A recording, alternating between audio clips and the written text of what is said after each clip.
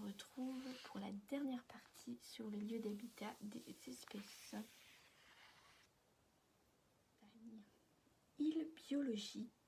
Partout dans le monde, les montagnes apparaissent comme des îles biologiques s'élevant au-dessus des basses terres. De nombreuses espèces végétales et animales ont pu s'y développer. Capables de résister à des conditions souvent très rudes, pour beaucoup d'espèces exterminées, en plaine, les montagnes font également office de dernier refuge. La végétation change au fur et à mesure que l'on s'élève en altitude et à chaque étage de végétation correspond une faune particulière. Monde sans arbres. Les espèces les plus typiques des montagnes se trouvent aux plus hautes altitudes, au-delà de ce que l'on appelle la limite des arbres, là où aucun arbre ne parvient à pousser, les conditions climatiques étant trop rudes. L'altitude à laquelle se trouve la limite des arbres varie suivant les différentes régions du monde. Dans les Alpes, elle se situe entre 2400 et 3300 mètres, tandis que dans les régions tropicales, elle est proche de 4500 à 500 mètres, comme sur le célèbre mont Kilimandjaro en Afrique de l'Est. Stratégie de survie. Dans les massifs montagneux situés dans les régions tempérées ou froides, les animaux de la haute montagne ont dû développer des modes de vie leur permettant de surmonter le froid hivernal. Les oiseaux et certains insectes les quittent tout simplement pour s'en aller vers des contrées plus clémentes. Les mammifères effectuent des migrations verticales en descendant vers les étages inférieurs ou bien entrent en état d'hibernation en attendant le retour du printemps. Château d'eau. Les forêts de montagne, plus encore que les forêts de plaine, jouent un rôle principal en tant que château d'eau. Surtout dans les régions arides, elles garantissent un approvisionnement régulier tout au long de l'année aux populations vivant dans les plaines. Dans les régions plus arrosées, elles réduisent en revanche les risques de crues dangereuses. Leur disparition dans plusieurs parties du monde a déjà provoqué de graves pénuries saisonnières d'eau ou au contraire provoqué des inondations catastrophiques. Les grandes inondations qui ont frappé une bonne partie de la Chine au cours de la dernière décennie ont été attribuées à la déforestation à grande échelle dans les montagnes où prennent naissance les grands fleuves qui traversent les plaines du pays. Déforestation. Dans bien des régions tropicales du monde, les forêts de montagne ont souffert, et souffrent encore, du déboisement. Souvent, les terres qu'elles occupent sont fertiles et le climat plus clément que dans les plaines suffocantes. Facilite les cultures et l'implantation des hommes. La montagne d'Inde, du Népal ou du Sri Lanka, entre autres, ont dû céder la place aux plantations de thé il y a plus d'un siècle déjà. Mais la déforestation en montagne s'est accentuée au cours du XXe siècle avec l'augmentation de la population humaine, sans arrêt à la recherche de nouvelles terres. L'Amérique centrale et l'Amérique du Sud comptent parmi les régions tropicales ayant connu le plus fort taux de déboisement en montagne. Le gouvernement du Népal oblige les touristes grimpant l'Everest à utiliser du gaz ou du pétrole et non du bois pour chauffer leurs aliments afin de lutter contre le déboisement. Tourisme ravageur. Les montagnes attirent un nombre toujours plus important de vacanciers. Dans les pays développés, l'augmentation du nombre de stations de sport d'hiver avec toute l'infrastructure qui leur est associée, routes, parkings, remontes-pentes, pistes de ski, téléphériques, a provoqué de graves dégâts dans les habitats naturels et est responsable de la disparition locale de plusieurs espèces animales farouches. Dans d'autres régions du monde, le tourisme de montagne incontrôlé a parfois des conséquences plus graves encore. Dans le parc national de Sagarmatha, Mont Everest au Népal, des tonnes de déchets sont abandonnés par les expéditions en haute montagne, tandis que les déboisements pour le bois de chauffage destinés à ces expéditions a ravagé des versants entiers. Les autorités népalaises ont trop longtemps attendu avant de prendre les mesures sévères qui sont d'application à l'heure actuelle, et des projets de reboisement des pentes ont dû être lancés aujourd'hui pour réparer les dégâts dus aux touristes d'hier. Impasse climatique. Tout comme dans les régions polaires, le réchauffement global du climat de la Terre se manifeste déjà dans les hautes montagnes. La fonte des glaciers en est sans doute l'aspect le plus spectaculaire. Mais ce réchauffement pourrait entraîner la disparition d'un grand nombre de plantes et d'animaux typiques des hautes altitudes. Au fur et à mesure que la température moyenne augmente, ces espèces n'ont d'autre choix que de se déplacer vers les sommets pour trouver les conditions environnementales dont elles ont besoin. Les espèces qui vivent déjà aux plus hautes altitudes, elles n'ont pas cette possibilité si le réchauffement s'intensifie. Elles sont condamnées à disparaître. Les déserts. Il y a désert et désert. Le désert n'est pas un monde uniforme. On trouve une grande variété de zones désertiques dans le monde, depuis les déserts côtiers du Pérou ou du Namibie, jusqu'aux déserts de haute montagne comme le désert de Palmyra, qui s'étend à 3500 mètres d'altitude dans les Andes. Les déserts de sable n'ont pas grand-chose de commun avec les déserts de pierre, et tous ne sont pas vides de végétation. Il est en fait difficile de faire la différence entre les déserts véritables et les steppes désertiques, à tel point que l'on parle souvent de zones arides pour désigner toutes les zones où poussent un tant soit peu de plantes. Par exemple, 1/10 seulement du Sahara est totalement dépourvu de végétation. Milieu extrême. Les zones arides couvrent environ un quart des terres émergées du globe. Elles sont inégalement réparties. 44% de l'Australie, par exemple, sont considérées comme des zones arides. Tous les déserts ont certaines caractéristiques en commun. Le faible niveau des pluies est sans doute leur caractère le plus évident. La plupart des déserts du monde reçoivent moins de 25 mm d'eau par an. Certaines régions désertiques peuvent attendre jusqu'à 10 ans avant de bénéficier d'une averse, mais lorsqu'elles surviennent, les pluies sont souvent d'une extrême violence. Les grands écarts de température entre le jour et la nuit sont une autre caractéristique des déserts.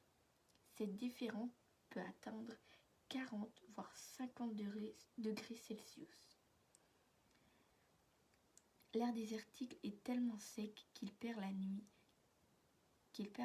quelques 90% de la chaleur qu'il a accumulée durant la journée.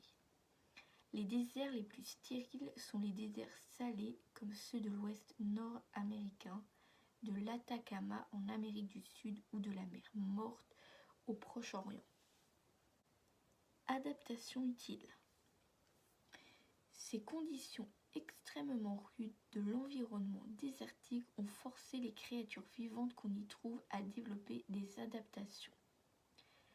Ces plantes et ces animaux s'y prennent à merveille. Certaines plantes du désert ne reviennent à la vie qu'après une pluie.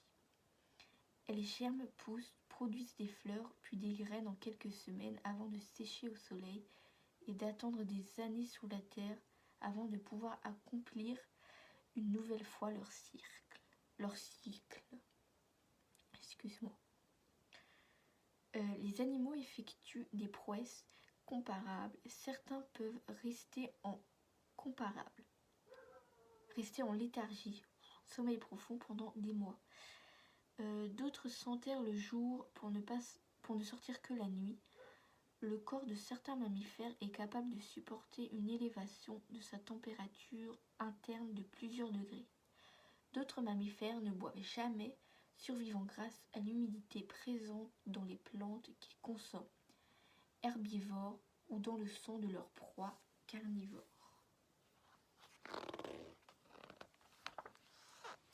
L'avancée des déserts. L'avancée et le recul des déserts au cours des âges a été fonction des changements du climat.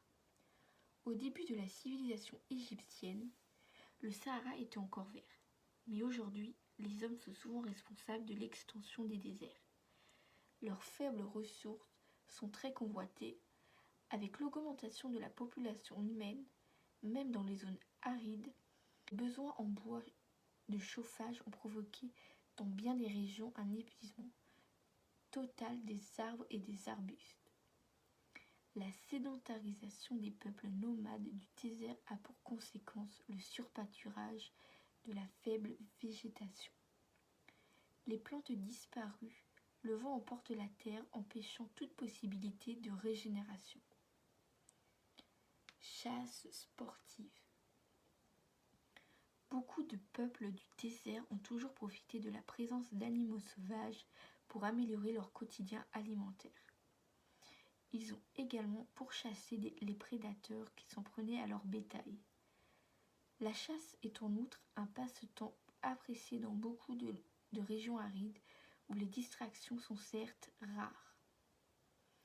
Une bonne partie de la faune saharienne a ainsi été décimée par les chasseurs.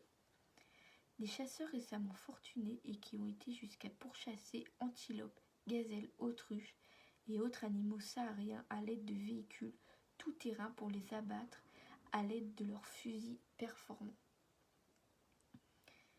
Mers souterraines. Certains déserts reposent véritablement sur des mers souterraines. L'eau contenue dans le sol y est parfois emmagasinée depuis des dizaines de milliers d'années. Ce sont ces nappes qui sont à l'origine de l'apparition d'oasis. Les techniques modernes ont rendu possible le captage de cette eau souterraine, ce qui a permis aux nomades de se sédentariser et d'augmenter leur cheptel domestique.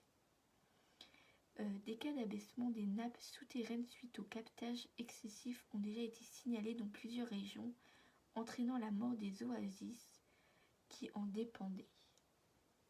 La sédentarisation des nomades dans de nombreuses régions désertiques du monde est à l'origine d'un grave surpâturage des meilleures ressources végétales.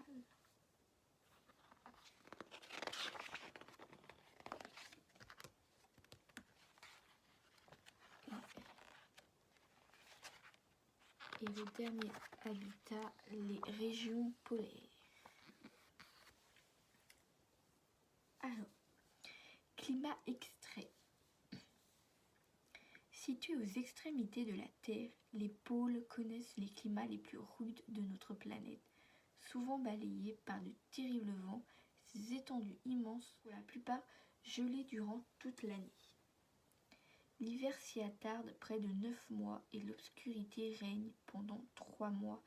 Le soleil dépasse à peine l'horizon en pleine journée.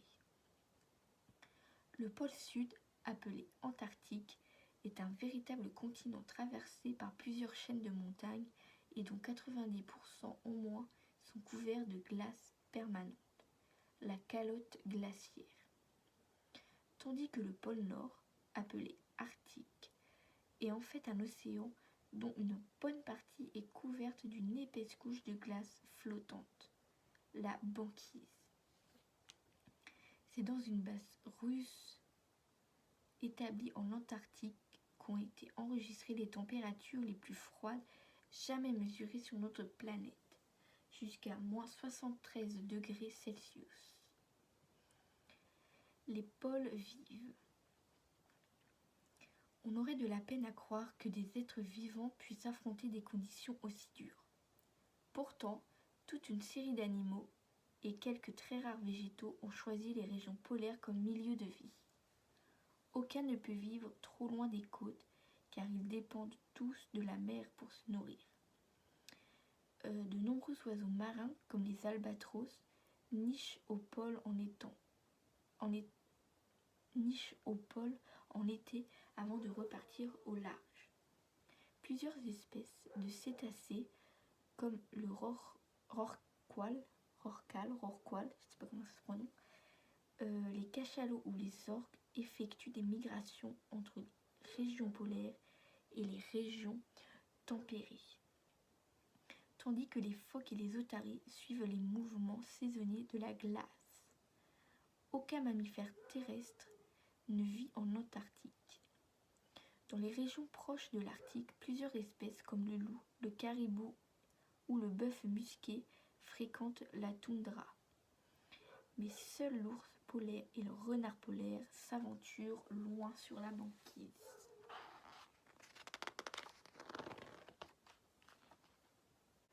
Peuple chasseur. Les pôles sont difficiles d'accès, mais cela n'a pas empêché les chasseurs de phoques et de baleines venus d'ailleurs d'y accomplir de véritables massacres. Des millions de mammifères marins ont ainsi été abattus. Phoques, morses, otaries, baleines. Les baleiniers allaient même jusqu'à tuer des dizaines de milliers de manchots pour les utiliser comme combustible dans les usines qu'ils avaient installées sur des îles proches de l'Antarctique.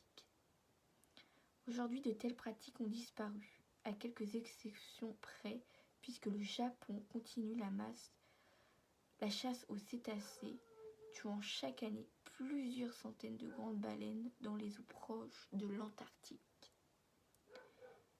Les Inuits, Esquimaux, ou Esquimaux plutôt, et les autres communautés indigènes de l'Arctique ont encore le droit de tuer des animaux comme les baleines, les phoques ou l'ours polaire. Dans ces contrées où il est impossible de faire pousser des légumes et d'élever des vaches, ces hommes ont besoin des produits de la chasse pour se nourrir, se vêtir. Mais les moyens modernes dont ils disposent, comme les fusils, les moteurs hors-bord ou les motoneiges, leur permettent aujourd'hui de tuer bien plus d'animaux qu'auparavant. Trop même, ce qui finit par affaiblir les populations de ces espèces. Pollués, empoisonnés. Les pôles sont des milieux très fragiles. À cause du froid qui y règne en permanence, les déchets ne se décomposent pas facilement. Tout près de certaines anciennes bases militaires ou scientifiques installées dans l'Antarctique, on trouve encore intacts des détritus abandonnés par les explorateurs il y a plus d'1 siècle. Et c'est la même histoire pour les produits chimiques, les pôles ne sont pas à l'abri de la pollution. Au contraire, on a constaté que le sang des animaux, mais aussi des hommes vivant dans l'Arctique, contient souvent plus de produits chimiques que celui des animaux et des hommes vivant dans des pays industrialisés.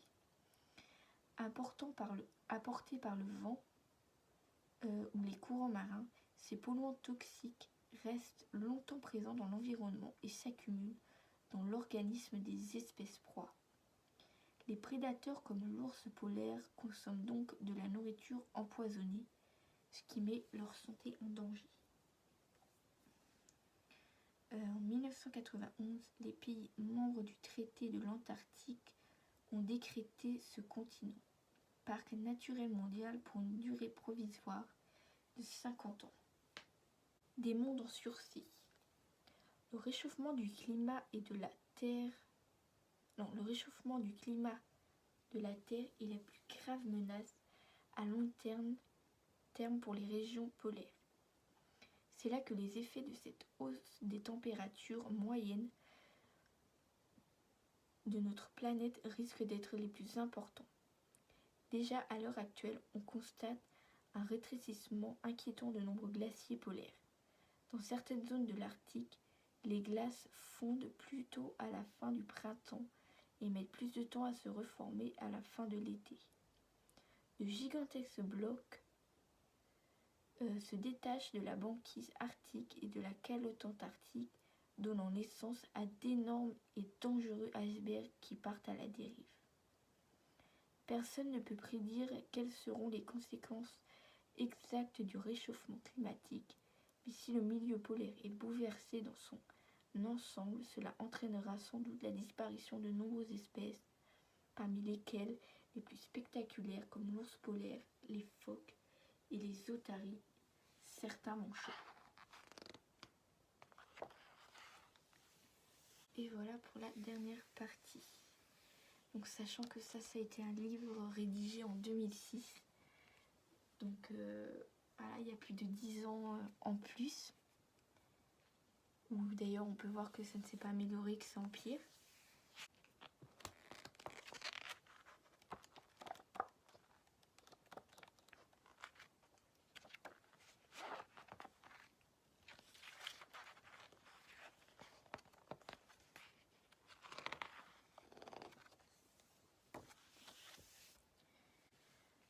Je te dis à la prochaine pour une nouvelle vidéo. Bye bye.